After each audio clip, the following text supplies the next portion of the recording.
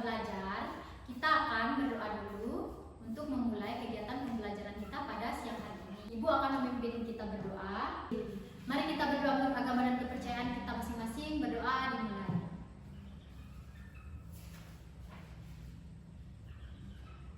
Berdoa selesai.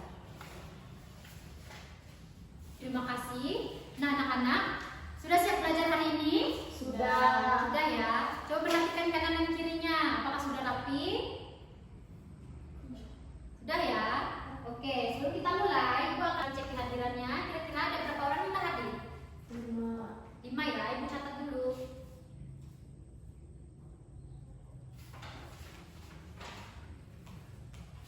Baik anak-anak, sebelum kita mulai pembelajaran, Ibu ingin mengingatkan kembali, kira-kira ada yang masih ingat pembelajaran minggu lalu tentang apa?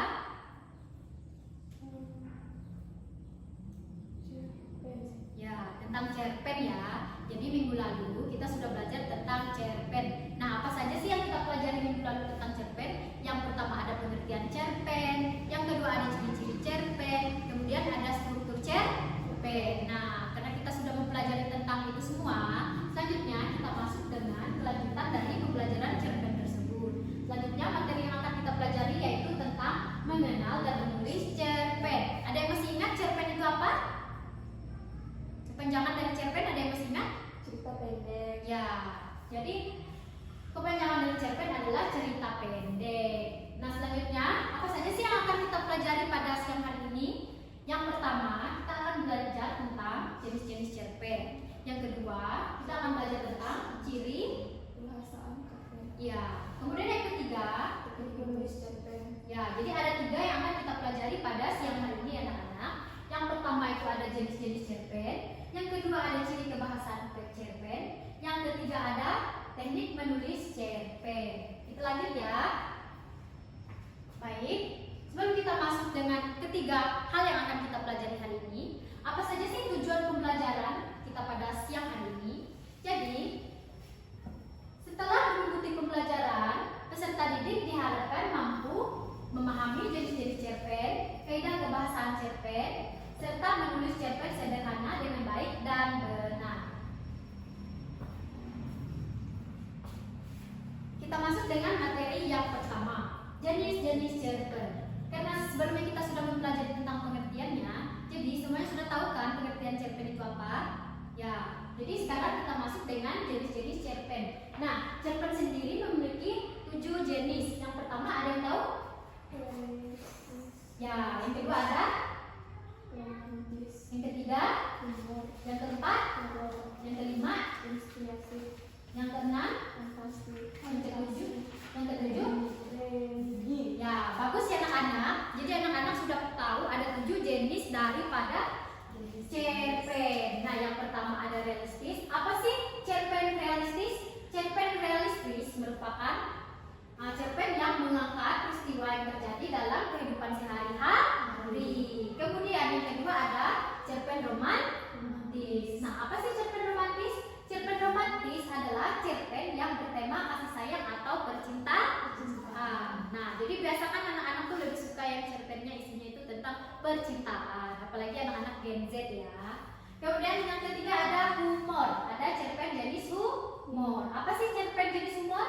Yaitu berisi cerita lucu yang menghibur. Nah, jadi cerpen jenis humor yaitu berisi cerita lucu yang menghibur. Jadi ketika anak-anak membaca suatu cerpen atau cerita pendek yang isinya itu berisi cerita-cerita yang lucu atau menghibur, itu merupakan salah satu jenis dari cerpen humor. Kemudian lanjut dengan ada cerpen horor. Nah, kira-kira apa sih itu cerpen horor? Ayo Dela, silakan. Mengandung unsur misteri dan ketegangan. Nah, jadi jenis dari cerpen horor adalah mengandung unsur misteri dan ketegangan. Jadi ketika kalian membaca salah satu contoh cerpen yang di dalamnya itu terdapat hal yang mengandung unsur misteri atau ketegangan, itu biasanya adalah cerpen jenis horor. Lanjut dengan yang kelima yaitu cerpen jenis inspiratif. Nah, apa sih cerpen jenis inspiratif? Silakan, Metri. Ya, jadi biasanya cerpen jenis inspiratif itu memberikan motivasi dan pembelajaran hidup. Jadi motivasi atau pembelajaran di dalam hidup seseorang. Lanjut dengan cerpen fantasi. Nah, cerpen fantasi sendiri merupakan berisi cerita hayalan yang tidak nyata. Selanjutnya cerpen religi. Apa sih cerpen religi? Biasanya cerpen religi itu mengandung nilai-nilai keagamaan dan moral. Jadi biasanya hal-hal yang menyangkut dengan keagamaan atau nilai moral hidup suatu seseorang. Terkait dengan jenis-jenis cerpen, apakah sudah dipahami? Sudah. Sudah ya. Baik, jika sudah dipahami, kita lanjut dengan kaidah kebahasaan cerpen. Nah, materi yang kedua anak-anak, kita lanjut dengan kaidah kebahasaan cerpen. Nah, apa aja sih kaidah-kaidahnya? Yang pertama, bersifat kata kerja. Nah, bersifat kata kerja itu seperti apa sih? Jadi, menunjukkan tindakan, misalnya membaca, berlari, atau menulis. Kemudian berkata sifat adjektiva. Nah, apa sih berkata sifat adjektiva? Yaitu menjelaskan sifat tokoh atau benda, misalnya rajin, baik, serta indah. Benar. Jadi selanjutnya ada kata ganti. Nah, kata gantinya biasa menggunakan nama tokoh, misalnya aku, dia, dan mereka. Ya.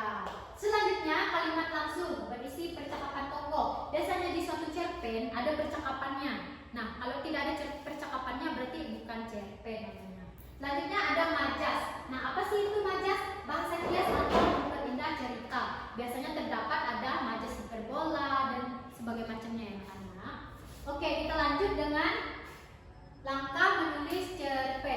Nah, anak-anak, kita masuk dengan materi yang ketiga. Jadi, materi yang ketiga yaitu langkah-langkah menulis cerpen. Jadi, langkah-langkah menulis cerpen kira-kira ada berapa? 6. Ya, apa saja?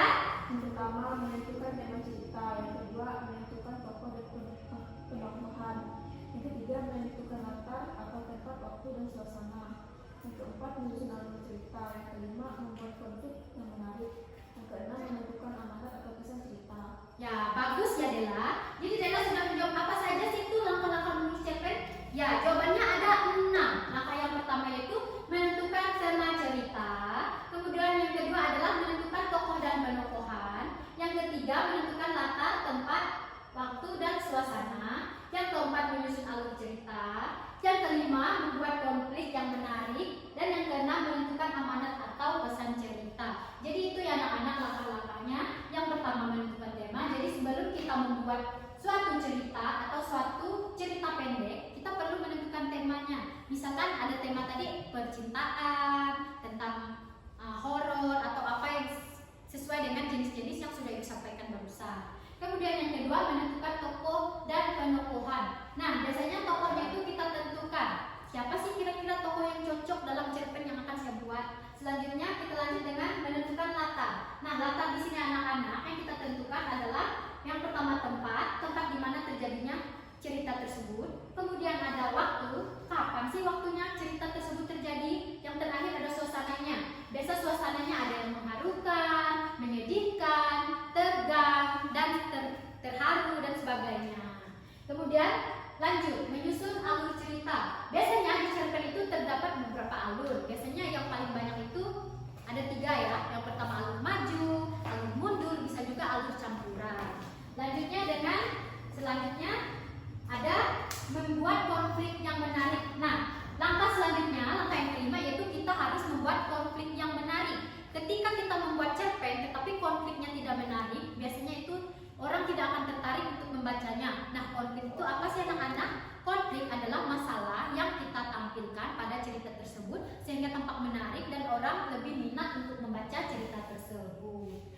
Nah, selanjutnya yang terakhir adalah menentukan amanat atau pesan cerita. Jadi anak-anak, langkah yang terakhir adalah menentukan amanat atau pesan cerita. Jadi amanat di sini maksudnya adalah pesan yang ingin penulis sampaikan kepada pembaca atau pendengar. Misalnya nih, kita buat cerpen. Nah, misalnya nih tentang pesannya yaitu apa sih yang ingin kita sampaikan kepada pendengar dari karya yang sudah saya buat. Itulah langkah terakhir dalam menulis cerpen. Terkait dengan langkah-langkah menulis cerpen, apakah sudah dimengerti anak-anak? Sudah. Kita lanjut ya. Nah, ini ada contoh cerpen. Silakan dibaca ya anak-anak. Sudah. Baik anak-anak, karena kalian sudah membaca contoh cerpen yang sudah Ibu berikan, selanjutnya Ibu punya tugas individual. Silakan disiapkan buku dan pulpennya. Ya, silakan dicatat ya.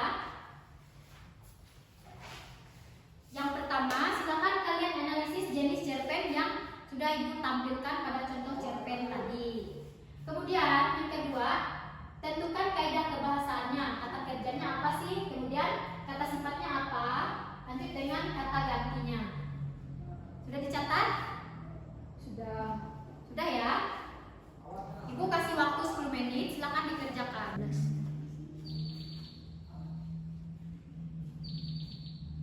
Bisa ya? Bella bisa?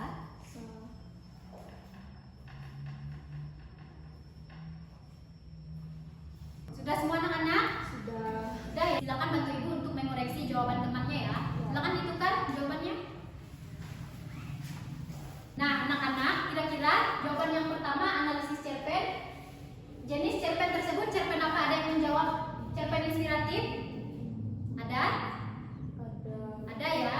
Jadi ketika ada yang menjawab jenis cerpen inspiratif, berarti jawabannya benar. Dari jawaban tersebut semuanya salah ya. Lanjut dengan kaidah kebahasaan. Yang pertama kata kerjanya yaitu membersihkan, menemukan, membuka, menyerahkan. Ada yang sama jawabannya? Ada. Nah, sama ya. Kalau lain berarti salah. Lanjut dengan kata sifat, jujur dan terpercaya. Kata gantinya iya. Kemudian yang terakhir kalimat tidak langsung. Andi menyerahkan dompet tersebut kepada guru. Jawabannya sudah sama? Ada yang sama? Ada. Sama ya. Oke anak-anak. Baik. Ada yang benar semua kan? Ada. Ada ya. Baik, karena sudah dikoreksi nanti silakan dikumpulkan kepada Ibu di akhir pembelajaran. Karena kita sudah melihat contoh dari cerpen dan menjawab pertanyaan dari Ibu, selanjutnya Ibu akan bertanya dari materi yang sudah Ibu ajarkan.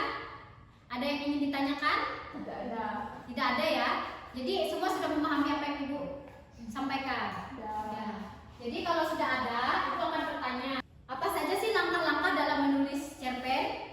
Silakan Dela, bisa jawab? Yang pertama, menentukan tema cerita. Yang kedua, menentukan tokoh dan penangguhan. Yang ketiga, menentukan latar, tempat, waktu, dan suasana. Yang keempat, menyusun alur cerita. Yang kelima, membuat konflik yang menarik. Yang keenam, menentukan amanat atau pesan cerita. Ya, jadi ini adalah langkah-langkah dalam menulis cerpen ya anak-anak. Karena kalian sudah bisa menjawab pertanyaan dari Ibu, Ibu anggap kalian sudah memahami materi yang sudah Ibu ajarkan. Nah anak-anak, selanjutnya Ibu akan mengajak kalian menyimpulkan pembelajaran kita pada siang hari ini. Kita akan simpulkan bersama-sama kesimpulannya.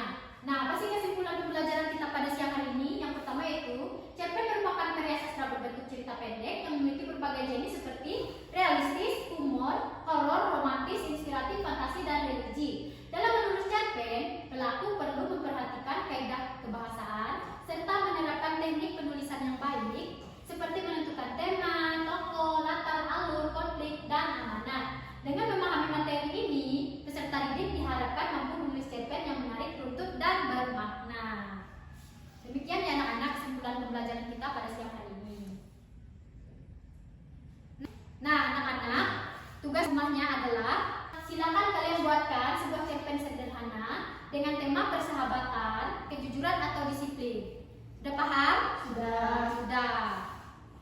Baik, jika sudah paham, pembelajaran hari ini kita tutup. Sebelum menutup pembelajaran kita pada siang hari ini, kita akan tutup dengan doa. Ibu akan pimpin kita dalam doa. Mari kita berdoa menurut agama dan kepercayaan kita masing-masing. Berdoa dimulai.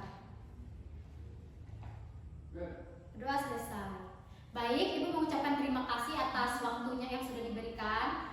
Dan juga Ibu mengucapkan permintaan maaf yang sebesar-besarnya jika ada kata-kata yang kurang berkenan atau mungkin cara Ibu menyampaikan materi masih kurang efektif. Ibu minta maaf atas waktunya Ibu ucap. Selamat siang.